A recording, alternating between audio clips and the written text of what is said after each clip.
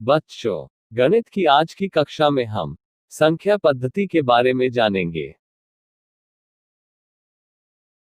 हमारे पास इस अभ्यास में सबसे पहला प्रश्न है कि 3 और 4 के मध्य 6 परिमेय संख्याएं ज्ञात कीजिए।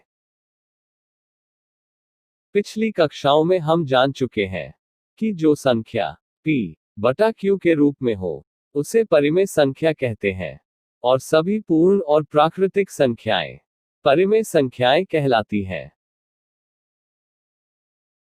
अब हमें पहले प्रश्न में 3 और 4 के मध्य 6 परिमेय संख्याएं ज्ञात करनी है। 6 परिमेय संख्याएं ज्ञात करने के लिए 3 और 4 को 6 जमा 1 यानी 7 से गुणा और भाग करते हैं।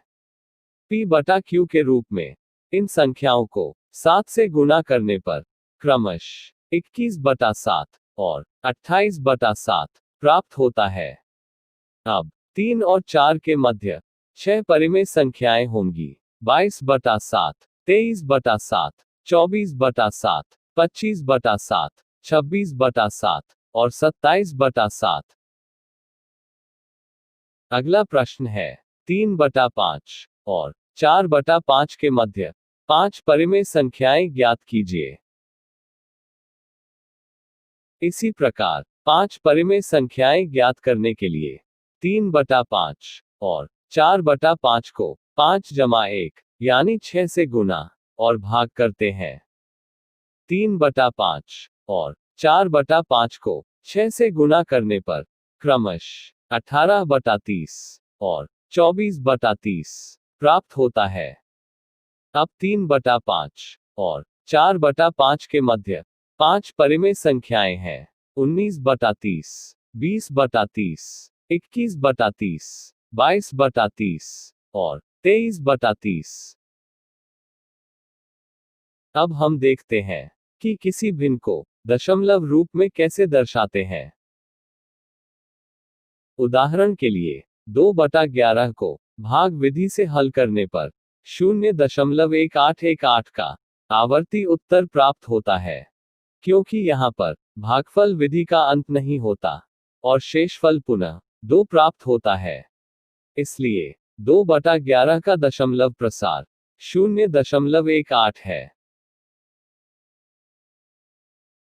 अब हमारे पास अगला प्रश्न है कि निम्नलिखित भिन्नों को दशमलव रूप में लिखिए। पहला 36 बटा 100, दूसरा 1 बटा 11 और तीसरा 3 बटा 13। पहली संख्या 36 बटा 100 को भाग विधि से हल करने पर 0.36 प्राप्त होता है।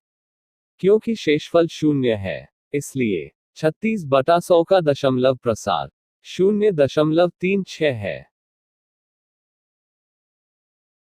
दूसरी संख्या 1 बटा 11 को भाग विधि से हल करने पर 0.0909 का आवर्ती हल प्राप्त होता है, क्योंकि यहाँ पर भागफल विधि का अंत नहीं होता और शेषफल पुनः 1 प्राप्त होता है। इसलिए 1 बटा 11 का दशमलव प्रसार 0.09 है। तीसरी संख्या 3 बटा 13 को भाग विधि से हल करने पर 0.230769 का आवर्ती हल प्राप्त होता है, क्योंकि यहाँ पर भागफल विधि का अंत नहीं होता और शेषफल पुनः 3 प्राप्त होता है। इसलिए 3 बटा 13 का दशमलव प्रसार 0.230769 है। अब हम देखेंगे कि व्यंजकों को कैसे सरल करते हैं। उदाहरण के लिए हमें वर्गमूल 5 घटाव वर्गमूल 2 और वर्गमूल 5 जमा वर्गमूल 2 को हल करना है।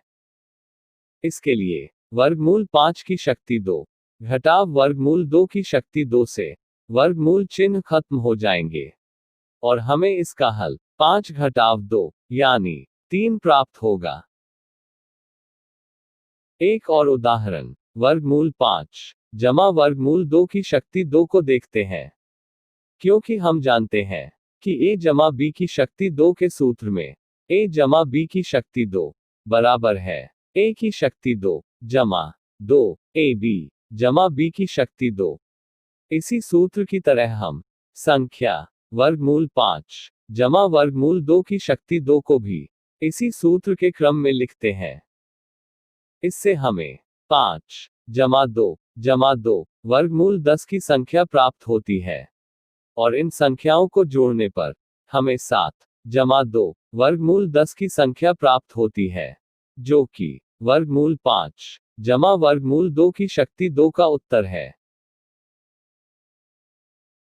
अब हमारे पास अगला प्रश्न है कि निम्नलिखित व्यंजकों को सरल कीजिए। पहला 3 जमा वर्गमूल 3 और 2 जमा वर्गमूल 2। दूसरा 3 जमा वर्गमूल 3 और 3 घटाव वर्गमूल 3।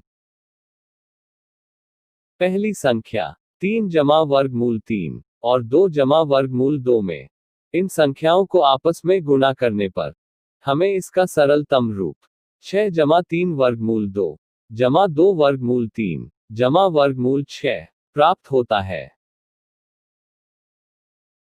दूसरी संख्या 3 जमा वर्गमूल 3 और 3 घटाव वर्गमूल 3 में हम संख्याओं का जोड़ा बनाते हैं, क्योंकि हम जानते हैं कि a जमा b और a घटाव b बराबर है a की शक्ति 2 घटाव b की शक्ति 2 के। इसलिए 3 जमा वर्गमूल 3 और 3 घटाव वर्गमूल 3 बराबर है 9 घटाव 3 यानी 6। बच्चों, ये इस अभ्यास के कुछ महत्वपूर्ण प्रश्न थे। बाकी बचे प्रश्नों के उत्तर तुम्हें स्वयं घर से लिखकर लाने हैं।